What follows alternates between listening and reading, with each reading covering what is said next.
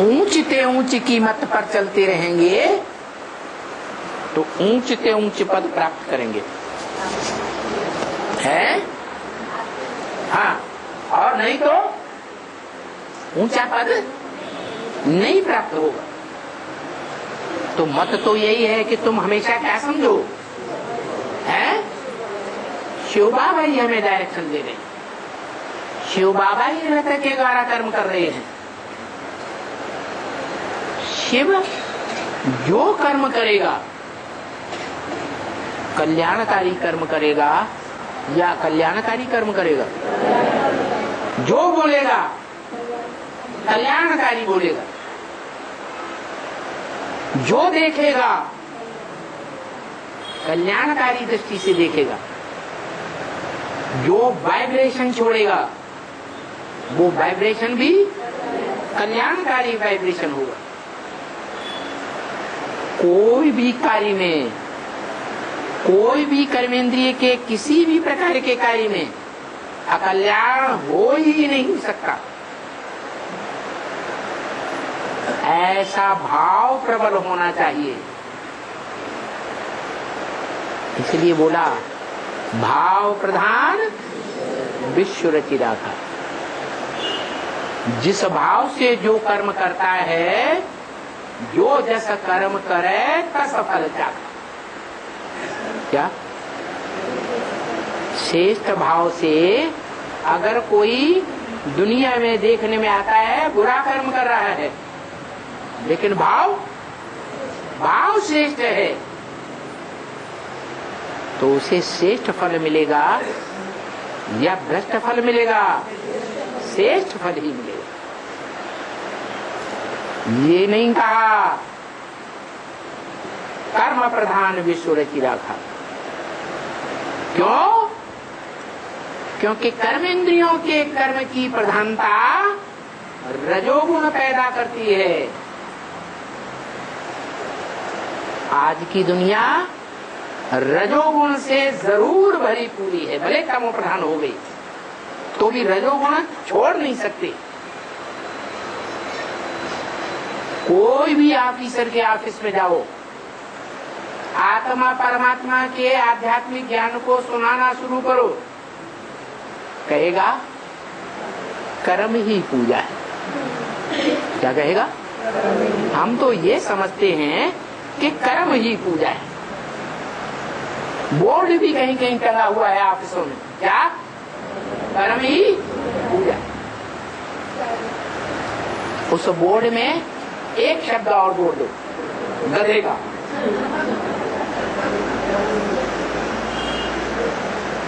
क्योंकि गधे कर्म का नहीं करता, गधा कर्म नहीं करता, करता है ना? है सच्चाई से कर्म करता है, नहीं करता? करता है। सारा दिन भजन होता है और शाम को जाकर के गाय बैल भैंस की बची हुई घास डाल दी जाती है, वो भी खा जाता है, सो जाता है।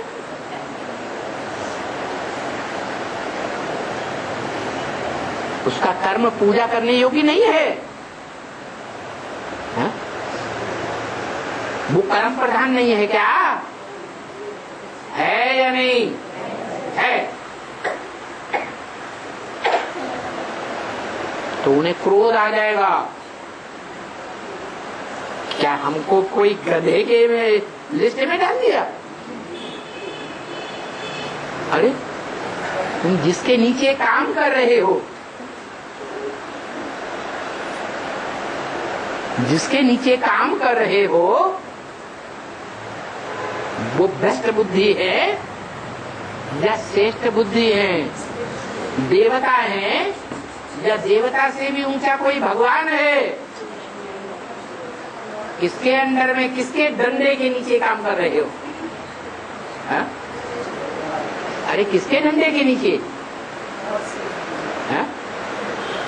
भ्रष्ट बुद्धियों के डंडे के नीचे काम कर रहे हो या श्रेष्ठ के नीचे काम कर रहे हो? सब भ्रष्ट है। इसलिए बोला प्रजातंत्र राज्य है, बेकायदे राज्य। प्रजा के ऊपर प्रजा का राज्य मनुष्यों का बनाया हुआ राज्य है, नर के द्वारा बनाया हुआ राज्य।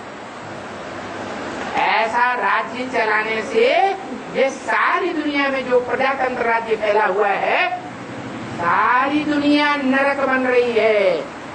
नरक नहीं, रौरव नरक बनने वाली है। जैसे नाली का कीड़ा होता है,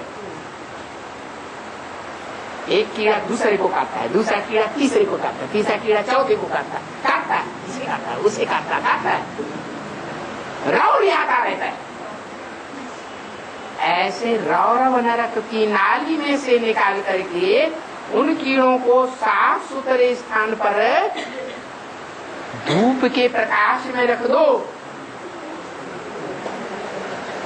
तो बिलबिला के मर जाएगा या जिंदा रहेगा, या तो रंग रंग करके नाली में चला जाएगा। कहाँ चला जाएगा? नाली में चला जाएगा।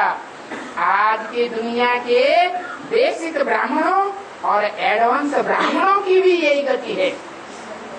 आज निश्चय बुद्धि बनती है और कल क्या होता है? आज निश्चय बुद्धि की जन्म लेते हैं और कल अनिश्चय बुद्धि की मौत मरने लगती है। कोई गावड़ लेते हैं, अंदर अंदर घुटते ही रहते हैं।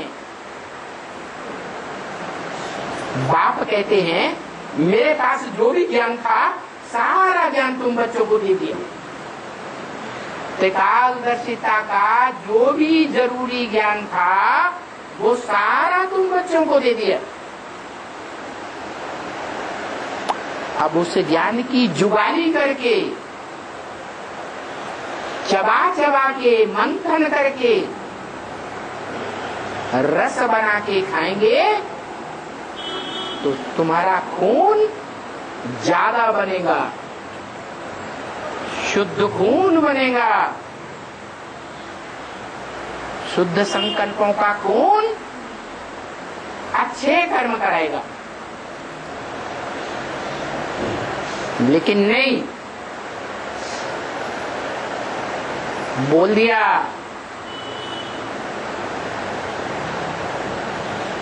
एक से ज्ञान सुनेंगे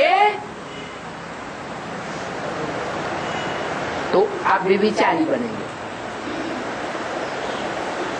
अनेकों से ज्ञान सुनते रहेंगे, ये मिट मिला। हाँ, क्या बात है? ऐसे ही।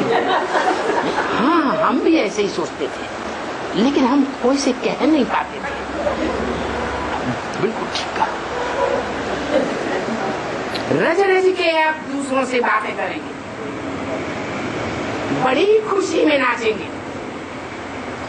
हमको असलियत मिल गई, सच्चाई मिल गई। तो बताया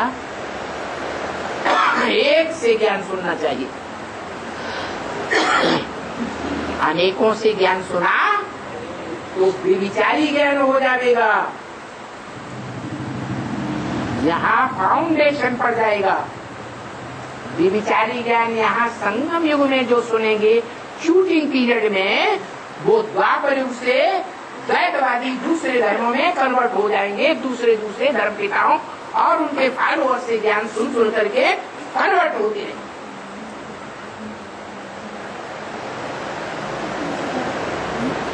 और उसमें भी खास भारत के शास्त्रों में तो मान्यता है, ज्ञान सुनना, ज्ञान सुनाना अच्छी बात है, लेकिन सदगुरु निंदा सुनिए न गाना। क्या? जिसको हमने पहचान लिया कि यही एक शख्सियत है, यही एक व्यक्तित्व, पर्सनालिटी है इस दुनिया में, जो हमारा सुप्रीम बाप भी है, सुप्रीम टीचर भी है और सदगुरु के रूप में सारे संसार की प्रैक्टिकल में सदगति करने का निमित्त भी बनेगा। कैसी गति? सत गति। सदगति क्या होती है? ये पेन ऊपर चला जाए तो सदगति। सत माने ऊंची गति, और नीचे चला गया गड्ढे में दुर्गति। वो चाहे संकल्पों से हो, चाहे वाचा से हो, ऐसी वाचा चले जो सदगुरु को पहचान करके सदगुरु की निंदा करे, दूसरों को निंदा सुनाए और उनकी भी दुर्गति करे। क्यों? सदगुरु की निंदा कोई सुनेंगे, भारतवासी आत्मा होगी तो सुनी सुनाई बातों से दुर्गति में आएगी जरूर। इसलिए शास्त्रों में लिखा है सदगुरु निंदा सुनिए न काना, कान से भी नहीं सुननी है। माने एक कान से सुन भी लिया तो दूसरे कान से निकाल। कोई मुसलमानों की तरह कान बंद करने की बात नहीं है। क्या सुनी है सुनी कर दो,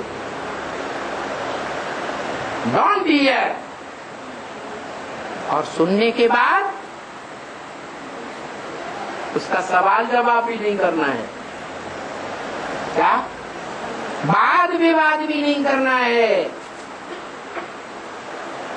वाद विवाद भी करेंगे तो भी श्रीमत की अवहेलना है।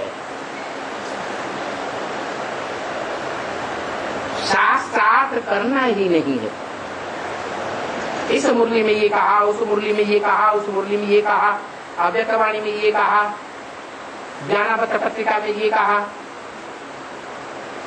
परदादी ने ऐसा कहा वैसा कहा, दादी ने ऐसा कहा वैसा कहा। नहीं, कुछ भी ज्ञानी नहीं सुनना।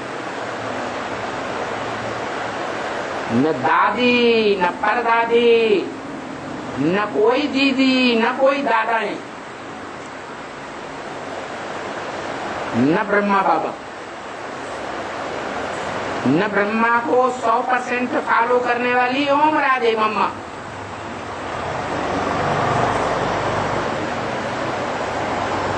और उन मम्मा बाबा को पढ़ाई पढ़ने वाले, पढ़ाई पढ़ाने वाली 2 माताएं यज्ञ के आदि में जो थी या नहीं, वो भी सदगुरु नहीं है।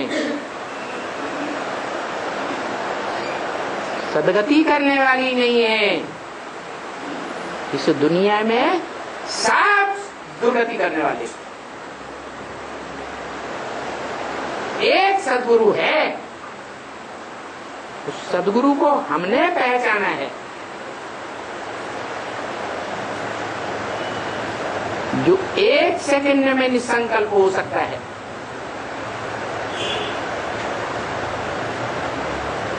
कैसी भी विकराल स्थितियां परिस्थितियां हों, कोई संकल्प नहीं। एक शिव बाबा है, दूसरा नहीं। बिंदु का मतलब ही फुल स्टॉप। ये बड़ी तीव्र गति है योगी की, निराकारी गति है। अव्यक्तवाणी में भी बोला, जो निराकारी है, निराकार की स्टेज में टिकने वाले हैं, ज्योति बिंदु फुल स्टॉप की स्टेज में टिकने वाले हैं। नो संकल्प एट ऑल, फुल स्टॉप। ऐसी आत्माएं तीव्र गति वाली होती हैं। क्या? कैसी गति होगी? तीव्र गति। पुरुषार्थ में बड़ी फास्ट जाने वाली।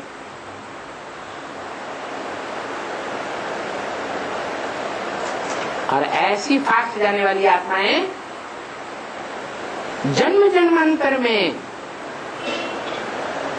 कितनी भी दुर्बुद्धि बनी रही हो, दुष्ट कर्म करने वाली हो, महापापी की लिस्ट में क्यों न हो, उन महापापियों का भी वो उसकी याद से क्या होता है, जल्दी ही उद्धार हो जाता है। जो साकार प्रेमी होते हैं वो क्षिप्रगामी आत्माएं नहीं होती हैं भले, लेकिन चरित्रवान होती है। क्या होती है? चरित्रवान होती है। चरित्रवान भारत की कन्याएं माताएं होती हैं या पुरुष होते हैं? कन्याएं माताएं होती हैं। लेकिन कन्याएं माताएं जो चरित्रवान होती हैं, आज भी देखें जो स्कूल कॉलेजों में पढ़ाई जा रही है, उस पढ़ाई में या जो ईश्वरीय पढ़ाई जा रही है, उस पढ़ाई में भी पवित्र रहने वाली कन्याएं आगे जा रही हैं, समर्पित हो रही हैं, या कुमार या आधर कुमार समर्पित हो रहे हैं। कन्याएं तो बताया कि ये स्टेज है, सुनी सुनाई बातों पर कभी भी विश्वास नहीं करना, कोई से लेन देन ही नहीं करना। एक को भी मिटमेट बनाया क्या? जो पोता मेल बाप को नहीं देंगे, मिटमेट को रजाई के अंदर ओढ़ करके एक दूसरे घुसुर घुसुर सारी बातें बताएंगे। इसलिए बाप बोलते हैं ब्रह्म वाक्य में, अपना पूरा का पूरा पोता मेल देने वाला कोई कोटों में एक पुरुषार्थी है, बाकी सब झूठा पुरुषार्थ वो पोता मेल देते। सच्चा पोता मेल कोई देता ही नहीं। अब बताओ ये किस लिए, ऐसा किस लिए होता है? इसलिए होता है कि अरे माताएं बैठी हैं, जानती हैं, इसलिए होता है कि बातें करने के बड़े आदी हैं, बातें सुनना और बातें सुनाना एकदम अभ्यास पक्का हुआ है।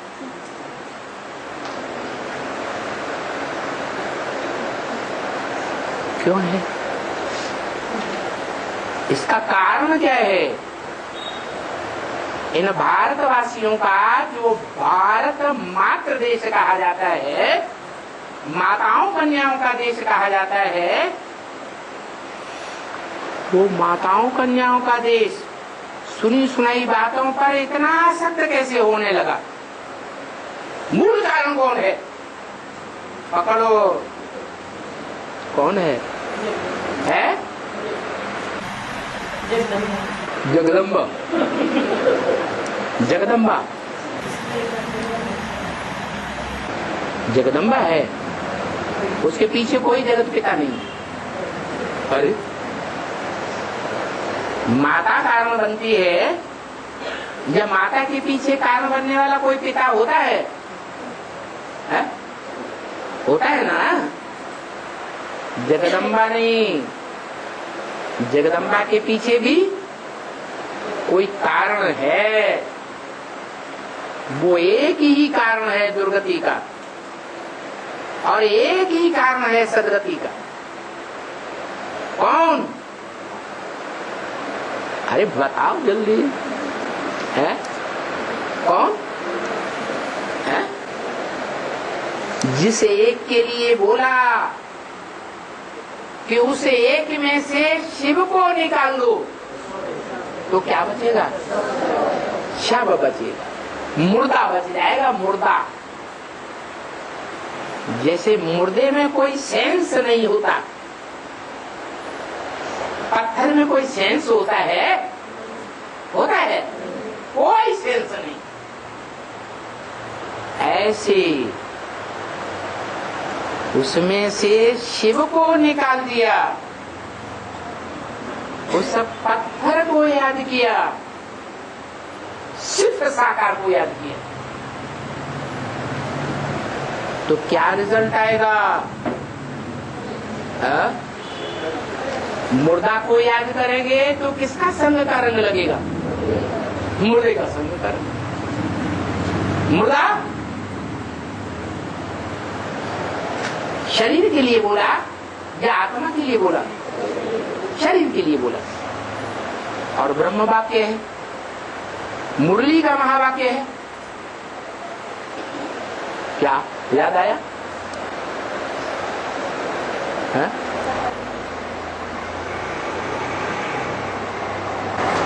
शरीर सड़ते जाएंगे और आत्मा पावरफुल होती जाएगी। तो सिर्फ शरीर को याद करने से चलेगा? चलेगा नहीं। साकार है शरीर, बड़ा रूप है शरीर, जिसके लिए बोला है। सही बात है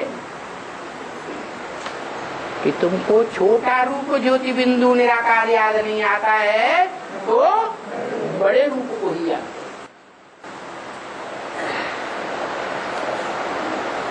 लेकिन समझ के तो याद करो, बड़े रूप को समझ भी तो लो, वो क्या है?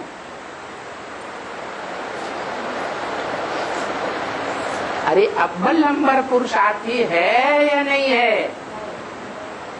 अव्वल नंबर पुरुषार्थी है तो पुरुषार्थी का मतलब क्या है? अर्थ है या नहीं? क्या अर्थ है? पुरुष अर्थी। पुरुष माने आत्मा, अर्थ माने पुरुषार्थ।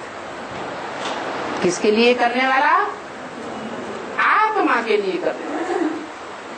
तो परखो क्या कि जिसे हमने अव्वल नंबर पुरुषार्थी माना, वो शरीरधारी आत्मा के लिए सब कुछ कर रहा है या देह की प्रधानता लेकर चल रहा है जीवन में? है आत्मा के लिए कर रहा है तो जरूर हम पक्के पके पर क्या उस देहधारी को भी याद करेंगे जो श्रेष्ठ पुरुषार्थी बुद्धि में बैठ गया, तो उसका संग का रंग हमें लगेगा पुरुषार्थ का या नहीं लगेगा? है? लगेगा। संग का रंग न लगे ये हो ही नहीं सकता। लेकिन क्या? लेकिन ये बात बुद्धि में से निकल गई, अगर कभी भावना में से निकल गई कि कभी कभी आ जाता है विचार कि ये काम राम वाली आत्मा करती है, देहधारी आत्मा कर रही है, और ये काम शिव बाबा कर रहे हैं। ये बात शिव बाबा ने बोली, ये बात देहधारी आत्मा ने बोली। देह को अलग कर दिया और सुप्रीम सोल को अलग कर दिया। जबकि सुप्रीम सोल कहता है बिना देह के मैं कुछ भी कर ही नहीं सकता, और जिस देह के द्वारा मैं मुकर्रर रूप से पार्ट बजाता हूं, मुकर्रर माने सदाकार, ऐसे नहीं आज पार्ट बजाता हूँ, कल पार्ट नहीं बजाऊंगा, परसों फिर पार्ट बजाता हूँ, ऐसे मुकर्रर नहीं कहा जाता। गुलजार दादी का तन जो ब्रह्मा बाबा की आत्मा ले रही है उसे मुकर्रर कहेंगे या टेम्परेरी कहेंगे? क्यों?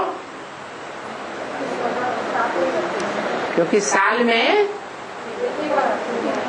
नहीं, एक सीजन में तो आते हैं, लेकिन सीजन में भी दिन नुदे हुए हैं, टाइम नहीं आते, मुकर्रर रूप से नहीं आते। ऐसे नहीं है कि वो सदा कायम है। लेकिन बाप कहते हैं, सुप्रीम सोल बाप, तुम मुझे जब याद करते हो और जितना याद करते हो मैं तुम्हारे साथ।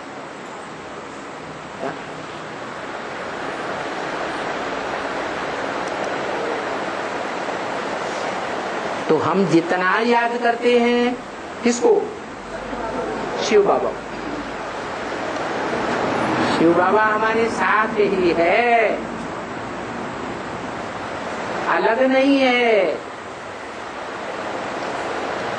क्या अलग कर दिया तो वियोगी याद हो गई। वि माने विपरीत, योगी माने योगी। कैसे योगी? विपरीत योगी। योग के विपरीत भोगी या योगी? भोगी।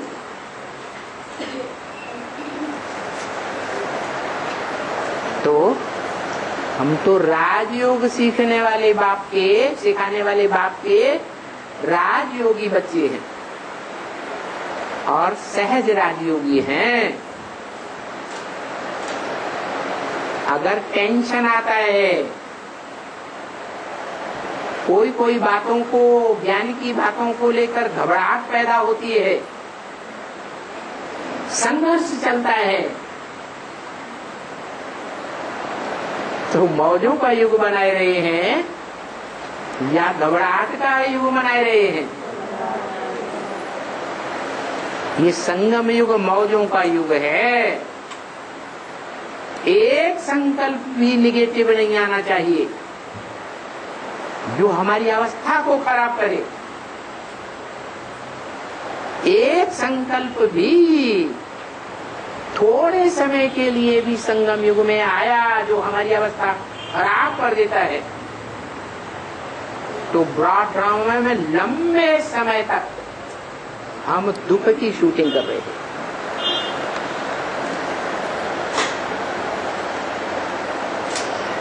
इतना ज्ञान बुद्धि में रहना चाहिए, ज्ञान के धंधे को इतना जास्ती प्रेफरेंस देना चाहिए। ऐसे नहीं बस दिखाने के लिए काम चलाओ, महीने में एक बार आए, संगठन में क्लास कर लिया, सारा महीना बस धंधे दौरी में व्यस्त, कर्म में व्यस्त। काय में व्यस्त? कर्मेंद्रियों के कर्म में व्यस्त। और कर्मेंद्रियों में भी कौन सी कर्मेंद्रिय खास? कौन सी कर्मेंद्रिय के रस लेने के लिए? अरे जिंदगी काहे के लिए है? कामेंद्रिय का रस लेने के लिए जिंदगी है, वो भी ब्राह्मणों की जिंदगी। ब्राह्मण भी मनुष्य तो हैं, लेकिन असली मनुष्य हैं या दुनिया वालों की तरह नकली मनुष्य हैं? मनुष्य उन्हें कहा जाता है जो डायरेक्ट मनु की संतान। किसकी संतान? मनन चिंतन मंथन करने वाले की संतान, मनु की संतान। मनुष्य मननात् मनुष्य। मनन चिंतन मंथन नहीं चलता है ज्ञान का, नई दुनिया का, नई दुनिया की प्लानिंग का, ईश्वरीय सेवा का मनन चिंतन मंथन ही नहीं चलता, सारा दिन, सारा सप्ताह, सारा महीना धंधे दोरी का ही संकल्प चलता है, तो क्या कहेंगे? मनुष्य है, मनु की औलाद है। जब मनुष्य ही औलाद नहीं है मनु की, तो नकली मनुष्य जैसे दुनिया में है, कहते हैं मनुष्य इंसान है। हम आत्मिक स्थिति तो जानते ही नहीं, आत्मिक स्थिति की शान में रहना नहीं जानते। इंसान तुम काहे के हो? इंसान तो उन्हें कहेंगे जो आत्मा को जाने,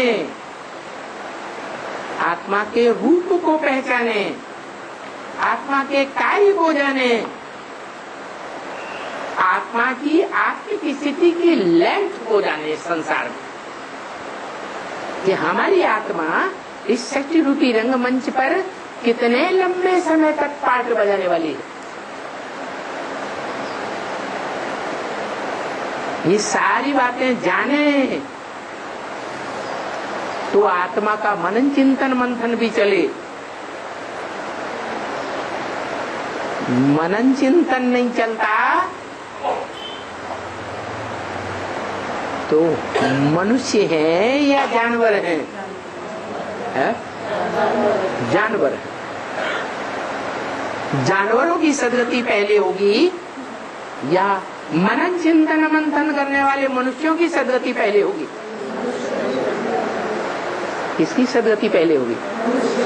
मनुष्यों की सदगति पहले। इस सृष्टि रूपी रंगमंच पर ये तो समझ में आता है कि हम सब पार्टधारी हैं, लेकिन ये समझ करके भी कि हम पार्टधारी तो हैं, लेकिन हमारी आत्मा का इस रंगमंच पर मुख्य प्यार क्या है?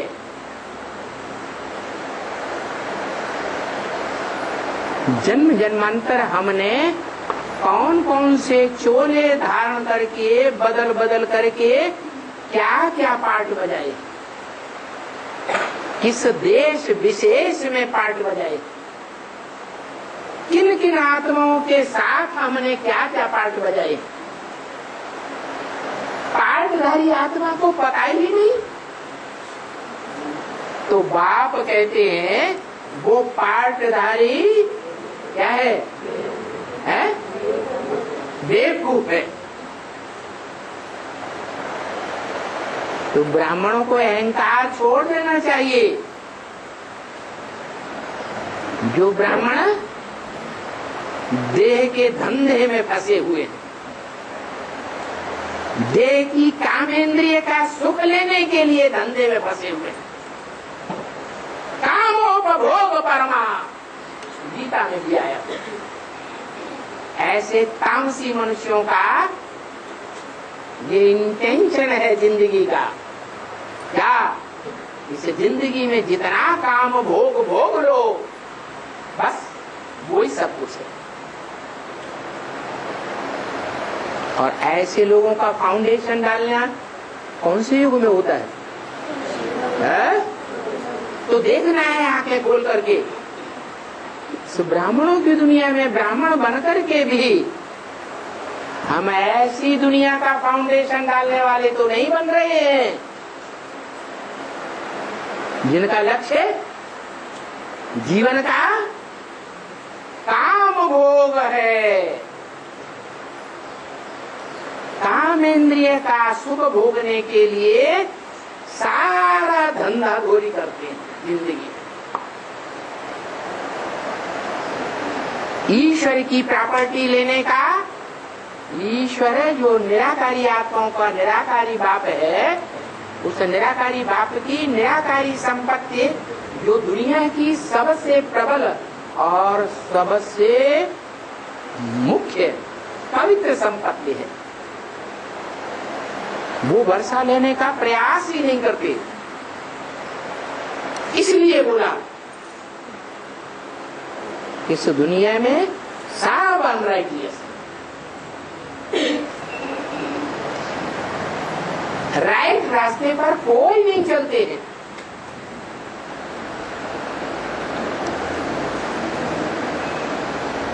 नहीं तो खाना भी सच। क्या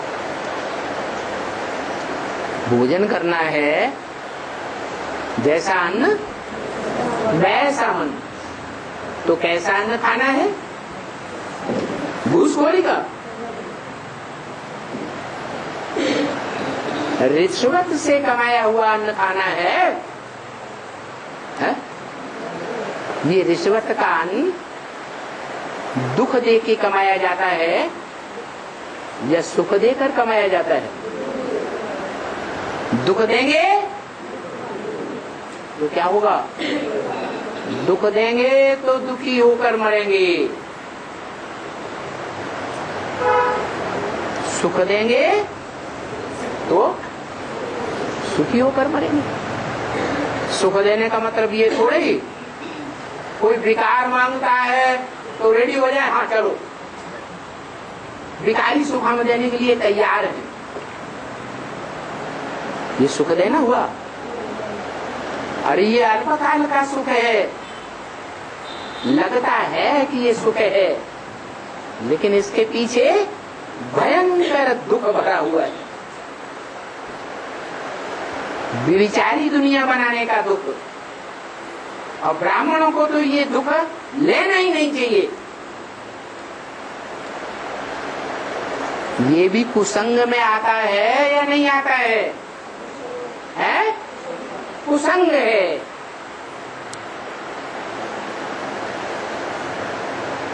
बाकी बाबा ने तो बता दिया, पतित बनना है वो तो कायदा है, इस दुनिया का कायदा है। सतयुग से लेकर कलयुग के अंत तक का कायदा है। क्या क्या पतित बनना है। देह का सुख भोगेंगे, देह की इंद्रियों का सुख भोगेंगे, कर्म इंद्रियां हो चाहे ज्ञान इंद्रियां हो, उनका सुख भोगेंगे तो क्या होगा? पतित बनेंगे जरूर। जैसे कृष्ण की आत्मा 16 कला संपूर्ण से जन्म लेते लेते क्या बनती है? पतित बनती है या नहीं बनती?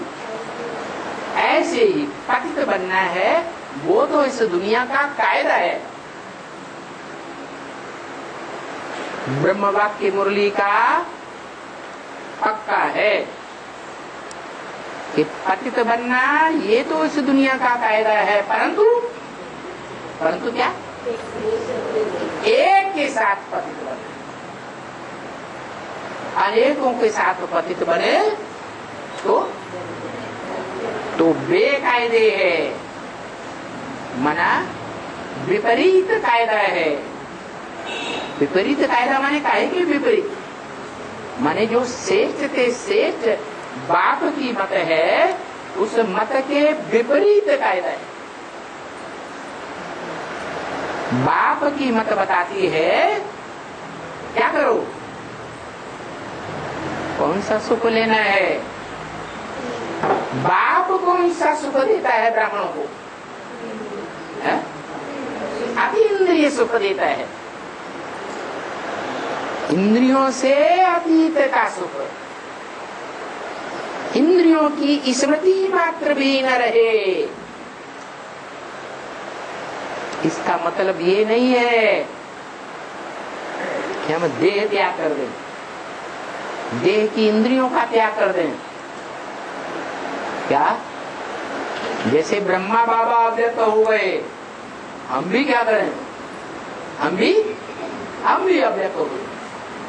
अरे वो पक्के पक्के अव्यक्त कहाँ हुए? सूक्ष्म देह का बंधन है या नहीं है? है? सूक्ष्म देह का बंधन जब तक है तो देहभान घड़ी घड़ी खींचता रहेगा, और देहभान खींचेगा तो देह के जो पूर्व जन्म के संबंधी है वो घड़ी घड़ी खींच लेंगे बुद्धि योग रूपी आत्मा को। जैसे ब्रह्मा की सोल शास्त्रों में मान्यता है, हनुमान का पार्ट कौन सी आत्मा बजाती है?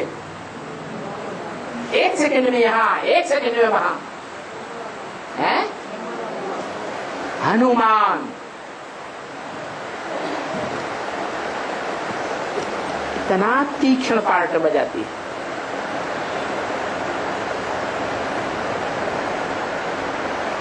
शंकर के मस्तक में प्रवेश है अधूरे चंद्रमा के रूप में। शास्त्रों में भी गायन है, जहां जहां राम कथा होती है वहां वहां एक आत्मा जरूर है इस दुनिया में जो सदा विराजमान होती है। कौन सी आत्मा? हनुमान की आत्मा।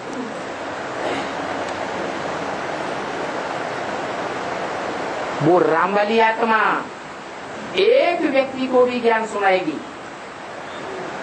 क्या?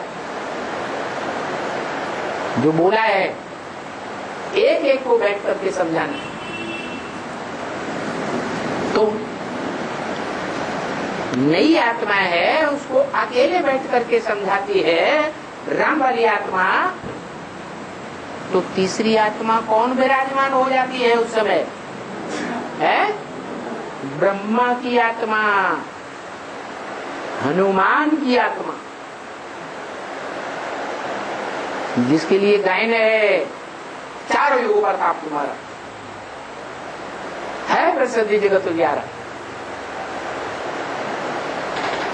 चारों युगों में वो आत्मा पार्ट बजाने वाली है और विशेष पार्ट बजाने वाली है।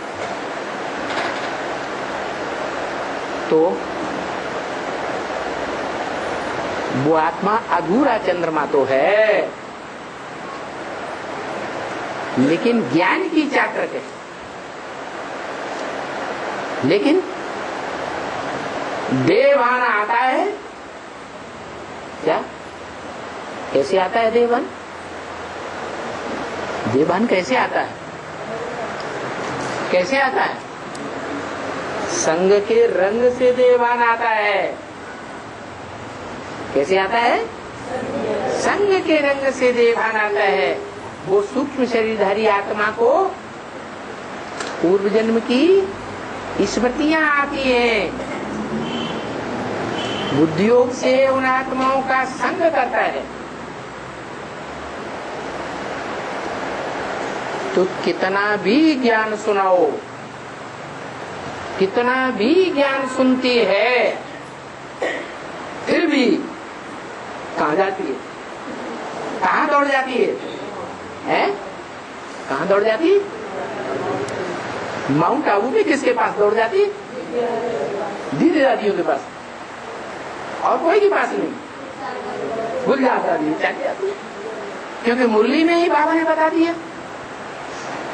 क्या?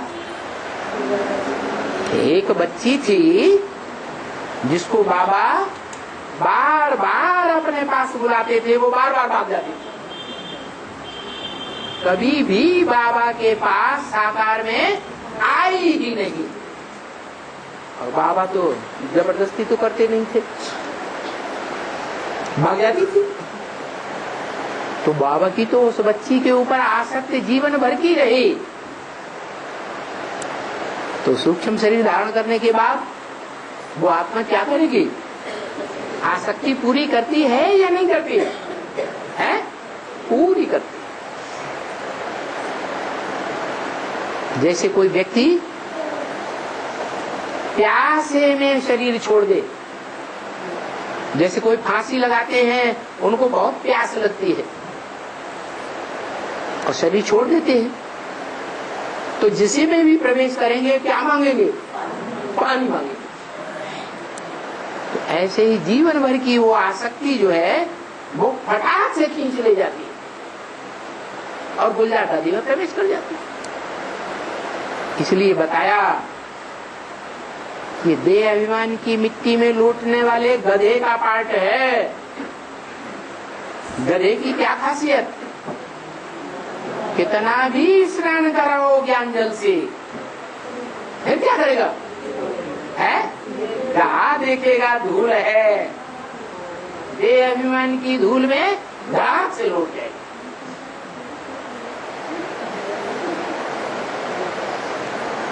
तो बताया वो अकेली आत्मा की बात नहीं है, वो अकेली है उस तरह की आत्मा या उसकी गोद में खेलने वाली ढेर की ढेर दूसरे धर्मों की कुकवंशावली आत्माएं हैं, है?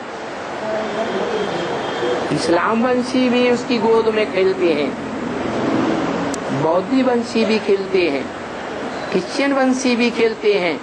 ये मुख्य मुख्य धर्मावलंबी और उन धर्मों के सहयोगी धर्मावलंबी धर्म पिताएं सब उस ब्रह्मा की गोद में खेलने वाले, सारी आधार मूर्त आत्माएं, सारी बीज रूप आत्माएं उस ब्रह्मा की गोद में खेली हैं। यहाँ जितने भी ब्राह्मण बैठे हुए हों, उनमें से जो कोई अनुभव करता हो कि हम कभी ब्रह्मा की गोद में नहीं खेले, वो हाथ उठाए। हा? कोई नहीं, सब ब्रह्मा की गोद में खेले हैं। सूर्यवंशियों से लेकर के कोई भी वंश मात्र के हों, ब्रह्मा की गोद में जरूर खेलते हैं। हाँ, कोई मुखवंशावली है और बाकी ढेर के ढेर मुखवंशावली। मुखवंशावली ज्ञान सूर्य के डायरेक्ट बच्चे हैं, यज्ञ के आदि में भी थे, जिनको कहा जाता है रुद्र के बच्चे। क्यों कहा जाता है रुद्र के बच्चे? है रुद्रगण क्यों कहा जाता? अरे क्या बात है? हाँ, नहीं, इस यज्ञ का नाम ही रुद्र ज्ञान यज्ञ है। तो जब रुद्र के द्वारा ज्ञान यज्ञ शुरू हुआ तो रुद्र से पहली के पहली जो पीढ़ी के जो बच्चे हैं वो जिस माता से जन्म लेंगे वो तो श्रेष्ठ बच्चे होंगे। ये परंपरा चली आई है भारत में कि पहली पत्नी के जो बच्चे होते हैं उनको ज्यादा वर्षा मिलता है, ज्यादा प्रेफरेंस दिया जाता है, जब बाद वाली पत्नियों के बच्चों को ज्यादा प्रेफरेंस दिया जाता है, पहली वालों को ज्यादा दिया जाता है। तो ये सूर्यवंशी बच्चे हैं जो बाप के पूर्व जन्म में भी सन्मुख बैठ करके सुनने वाले थे और अभी भी बाप के सन्मुख बैठ करके सुनते, लेकिन है नंबर वन। कोई में मोटा छिलका चढ़ा हुआ है देह अभिमान का और कोई में पतला छिलका चढ़ा हुआ है। ये ज्ञान के डंडों से छांट दिया जाता है।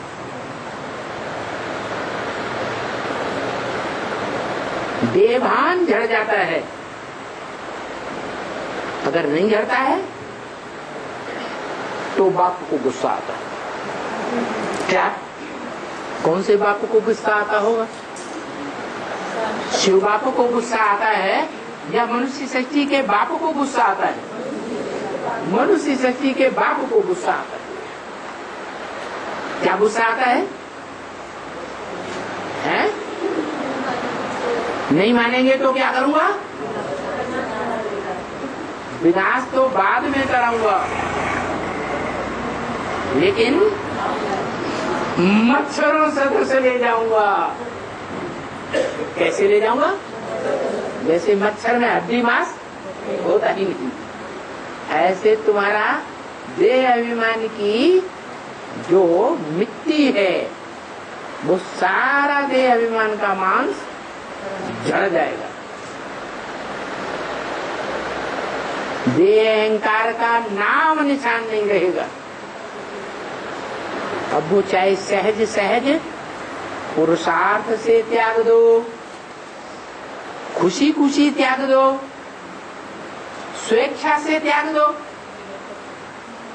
और चाहे तो जो विनाश होगा उस विनाश की मार में, बड़े से बड़ा विनाश कैसे होता है? भूकंप। भू माने पृथ्वी। क्या ब्राह्मणों की दुनिया में जो कन्याएं माताएं हैं, क्या वो हिल जाएंगी? क्या जब बांबू फूटते हैं तो सबसे जाती घबराहट किसको होती है? माताओं को या भाइयों को?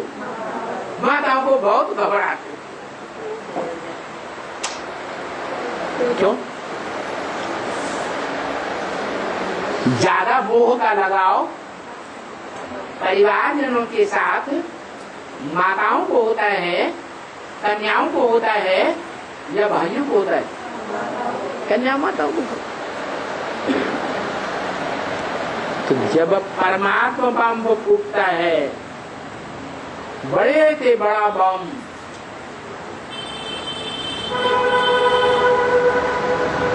तो क्या होता है? धरणी हिल जाती है।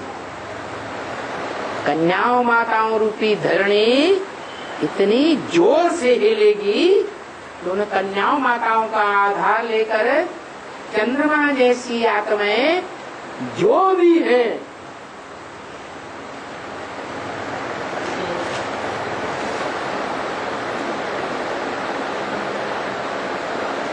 सब अनिश्चय बुद्धि।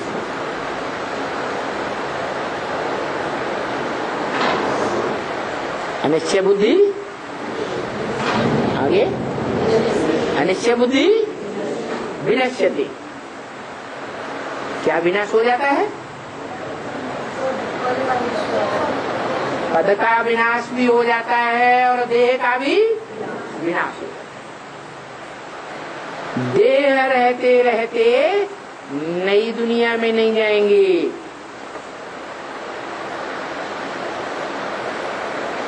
देह खलास हो जाएगी। भूकंप आएंगे, 1-2 मंजिल से लेकर के सैकड़ों मार ऊंची मंजिल के मकान धराशायी होंगे और सब तड़प तड़प के, कोई की बाह दबेगी, कोई की टांग दबेगी, कोई की गर्दन दबेगी, सब हाय हाय करके मरेंगे।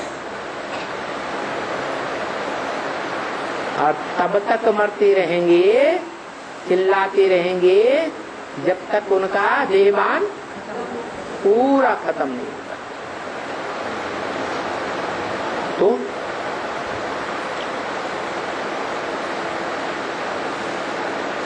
इस जन्म में जीते जीते बाप का वर्षा लेंगे अतीन्द्रिय सुख का, या अगले जन्म में लेंगे?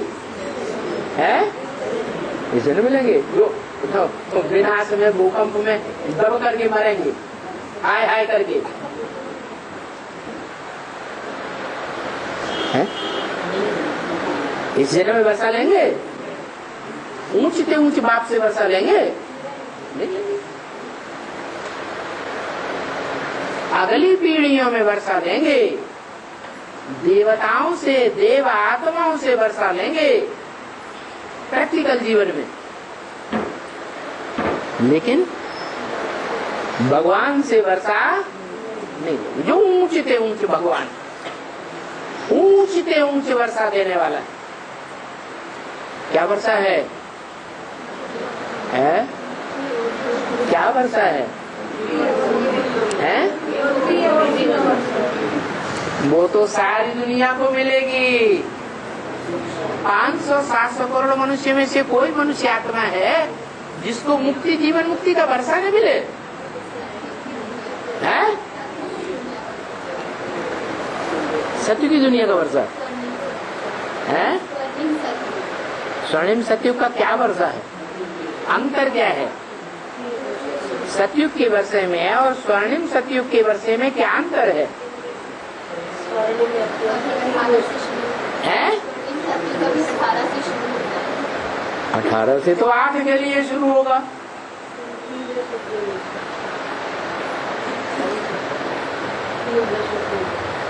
जैसे 76 के लिए बोला था, पुरानी दुनिया का विनाश और नई ब्राह्मणों की दुनिया की स्थापना हो जाएगी।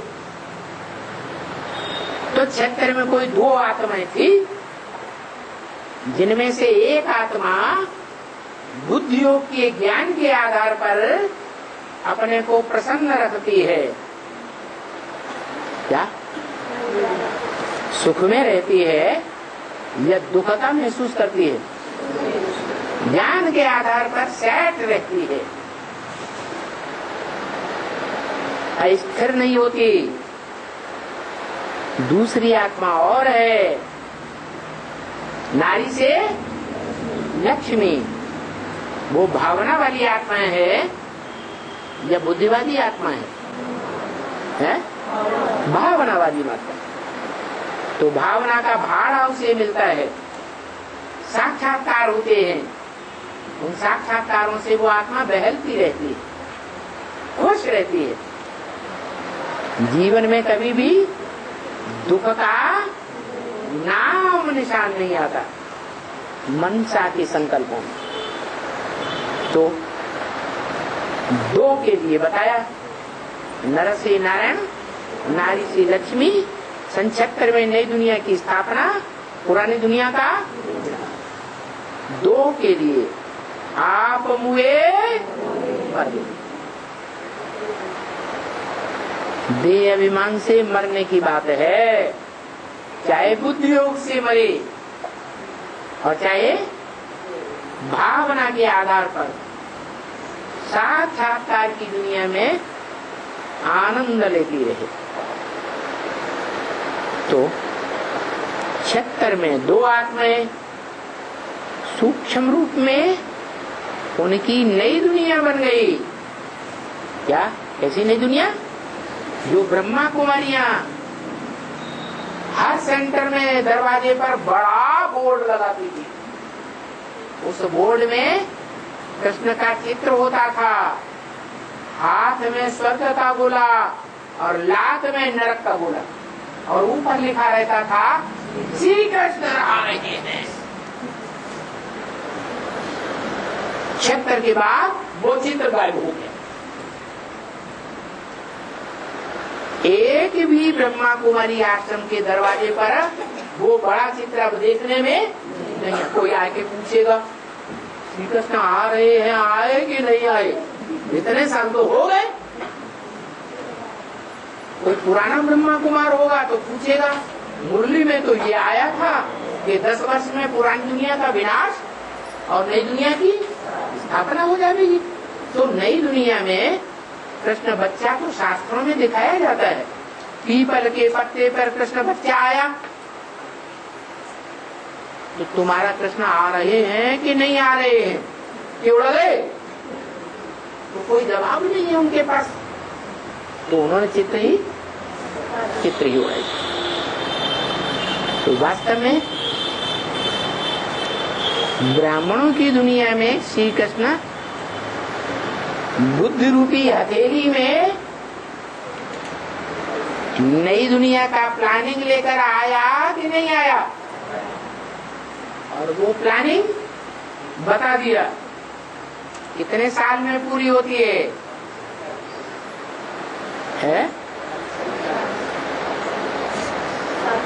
40 साल। 40 साल में वो प्लानिंग पूरी होती है और वो कृष्ण की आत्मा,